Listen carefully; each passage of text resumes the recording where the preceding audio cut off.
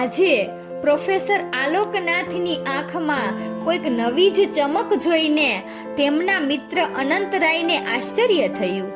છેલ્લા દશકાથી ધીમા પગલે રસ્તો ક્રોસ કરી કોઈક મકાનના ઓટલે બેસી ને સાંજનો સમય પસાર કરતા એ વૃદ્ધ સજ્જનની આંખમાં વ્યથાને નિરુપદ્રવી સાગર અનંતરાયે જોયો હતો.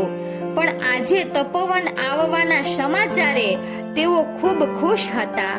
એક જમાનો હતો જ્યારે પ્રોફેસર આલોકનાથની વિદ્વતા પાછળ વિદ્યાર્થીઓ પાગલ બન્યા હતા. એમની અસ્ખલિત વાકધારામાં વિદ્યાર્થીઓ એવા તો ભીંજાઈ જતા કે સમય ક્યાં પસાર થઈ જતો તેનો તેમને ખ્યાલ જ ન આવતો. પ્રોફેસર આલોકનાથ શિક્ષણને આવકનું સાધન નતા ગણતા. પ્રોફેસરના પદને તેઓ પવિત્ર આસન સમાન માનતા હતા. કોઈને અન્યાય કરવાનું કે કોઈક પ્રલોભનને વશ થઈને કોઈની તરફેણમાં અતિ ન્યાય આપવાનું તેમને પસંદ ન હતું. તેમને મન પોતાનો પુત્ર તપોવન અને બીજા એમના વિદ્યાર્થીઓ સૌ સરખા જ હતા. પ્રોફેસર આલોકનાથ શિસ્ત અનુશાસનના પણ કડક આગ્રહી. તેમના ધર્મપત્ની પવિત્રા દેવી પણ સ્વભાવે તેમના જેવા જ હતા. યુનિવર્સિટી પ્રોફેસરનો સારો એવો પગાર, ઘરનું ખર્ચ બાદ કરતા જે કાંઈ બચતું તે લોકસેવામાં તેઓ વાપરતા. ખાસ કરીને યુવાનોના સ્વપ્ન સાકાર કરવા માટે બેંક બેલેન્સની ચિંતા કર્યા વગર ઈમાનદારી અને પરોપકારના દીવાને એમણે ઝલતો રાખ્યો. દાયકા પહેલાનો પ્રોફેસર આલોકનાથનો રૂવાબદાર ચહેરો આજે કરમાઈ ગયો હતો. રૂની પૂણી જેવી વાળની લટો અને શિથિલ બની ગયેલું તન તેમના મિત્ર અનંતરાય તેમની આવી દશા માટે તેમના પુત્ર તપોવનને જવાબદાર માનતા હતા. પોતાના એકના એક પુત્ર તપોવનને એરક્રાફ્ટની તાલીમ માટે મોકલ્યો હતો. એમનું લાગણી ભીનું મન પુત્રનો વિરહ સહન નહોતું કરી શક્યું. તપોવન તાલીમ લેવા તો ગયો, પણ પછી ક્યારેય પોતાના માતા પિતા સામે પાછું વળીને જોયું ન હતું. યુવા પેઢી આત્મકેન્દ્રી બની જાય તો આ જગત તપોવનને બદલે સૂકા વૃક્ષોનું અરણ્ય બની જાય.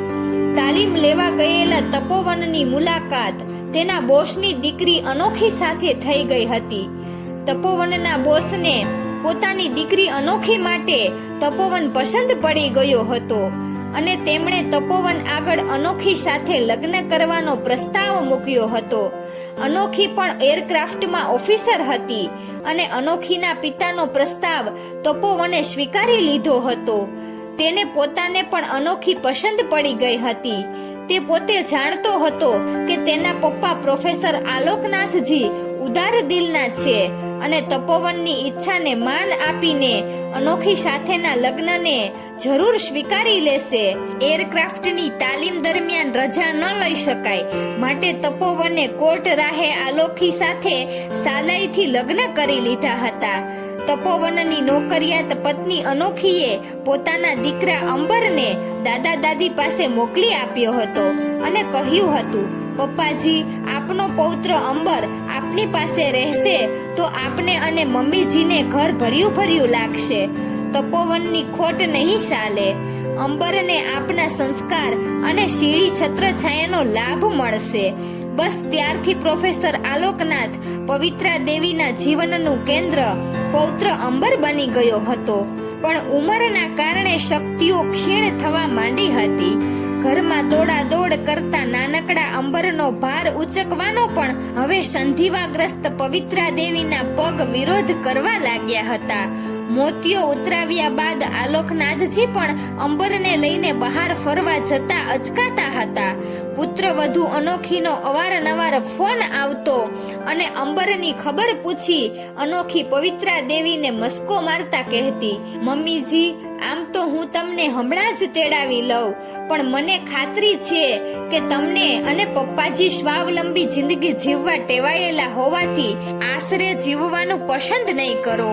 શરીર ચાલે ત્યાં સુધી એની પાસેથી પૂરું કામ લેવાનું પ્રલોભન તમે જતું કરો એવા નથી. અને તમારી પાસે છે દાદા દાદીને નવી કૂંથળને ઉછેરીને છોડ બનાવવાનો મોકો મળ્યો છે. ઓકે મમ્મીજી, નમસ્તે. અનોખીએ સાસુ સસરાની ઉપેક્ષાને બદલે વાણીની મીઠાશનું અમોધ શસ્ત્ર વાપરવાનું ઉચિત માન્યું હતું. એક દિવસ ધ્રુજતા હાથે આલોકનાથ પત્ર લખે છે પોતાના જુવાન જોધ દીકરા તપોવનને. બેટા, તારી મમ્મીના આંખના અજવાળા હવે આથમવા લાગ્યા છે. સંધિવાને કારણે તેમના પગ પણ અચક્યા છે. હવે અમારા પૌત્ર અંબરને જાળવવાની શક્તિ અમારામાં રહી નથી.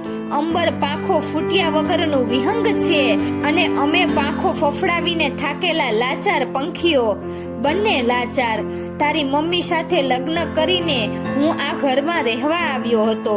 પૂરા 55 વર્ષ એક જ છત હેઠળ અમે જીવ્યા. જીવન પાસે વધુ માંગવાની આદત ન હતી. અમે મૂડી ભેગી કરી નાખી, કારણ કે તું જ મારી મૂડી હતો.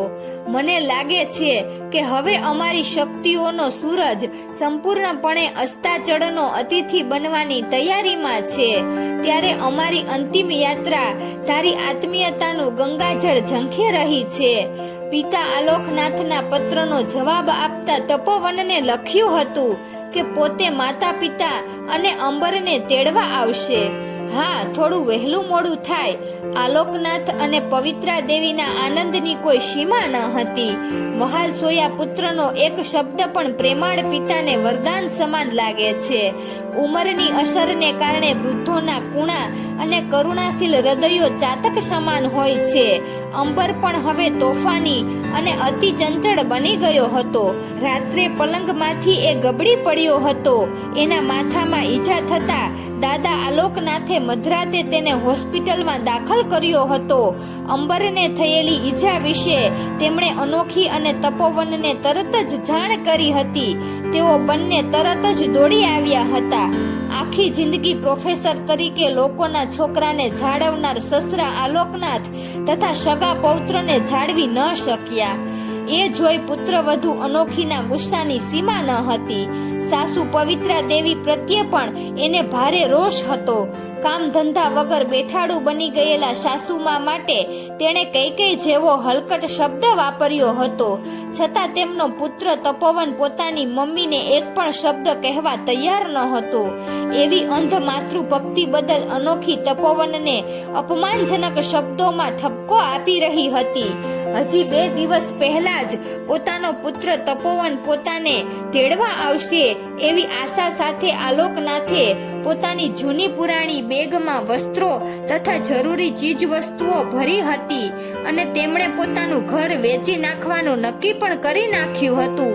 પરંતુ આજે પુત્રવધુ અનોખીનો રૂઆબ જોઈને તેમના સપનાનો મહેલ એક ક્ષણમાં જમીનદોસ્ત થઈ ગયો હતો. અનોખી અંબરને પોતાની સાથે લઈ જવાની વાત કરી રહી હતી, પણ પોતાના શાનદાર ફ્લેટને વૃદ્ધાશ્રમ બનાવવા ઈચ્છતી ન હતી. અને તપોવન પણ અનોખી સામે એક શબ્દ પણ બોલવા તૈયાર ન હતો. અનોખીએ જતા જતા કહ્યું હતું, પપ્પાજી, મમ્મીજી, તબિયત સાચવીને કામ કરજો. આખી જિંદગી તમે અહીં નાના શહેરમાં વિતાવી એટલે મોટા શહેરમાં તમને નહીં ફાવે. નહીં તો હું ચોક્કસ તમને બંનેને મારી સાથે લઈ જાત. અંબરની ચિંતા ના કરશો. તમારી પાસે રાખવાને બદલે મારા મમ્મી પપ્પા પાસે મોકલી દઈશ. અમારી જરૂર હોય તો જરૂરથી ફોન કરજો, મૂંઝાતા નહીં. તપોવન, ચાલો, ટેક્સી આવી ગઈ છે, મોડું થાય છે.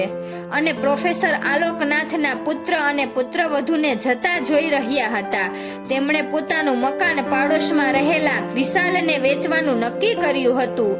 એટલામાં વિશાલભાઈ આવી પહોંચ્યા અને પૂછ્યું, કેમ પ્રોફેસર સાહેબ, તમે તો મકાન ખાલી ના કર્યું? મને મકાનનો કબજો ક્યારે આપશો? તપોવનભાઈ સાથે તમે ના ગયા? પ્રોફેસર આલોકનાથથી ઉદાસ આંખો વિશાલભાઈ તરફ તાકી રહી અને તેઓ બોલ્યા, વિશાલભાઈ, હવે તો આ મકાન અને આ દુનિયા હું સાથે જ ખાલી કરીશ. જરા મને ટેકો આપો. મારાથી ઊભા થવાતું નથી. જેના ટેકા માટે આંખો તરસી રહી હતી અને જીવન સંધ્યા રૂડેરી રીતે જીવાશે એવી શ્રદ્ધા હતી, એ વિશ્વાસે મને છેતર્યો છે. આજની દુનિયાને મારી જરૂર નથી. વિશાલભાઈએ આલોકનાથને ટેકો આપી સોફા પરથી ઊભા કરવાની કોશિશ કરી, પણ આલોકનાથનું શરીર સંતુલન ગુમાવી બેઠું. તેઓ ભોંયે પટકાયા અને એક જ ક્ષણમાં તેઓ એવા આશરા સમીપે પહોંચી ગયા જ્યાં કોઈના ટેકાની જરૂર પડતી નથી.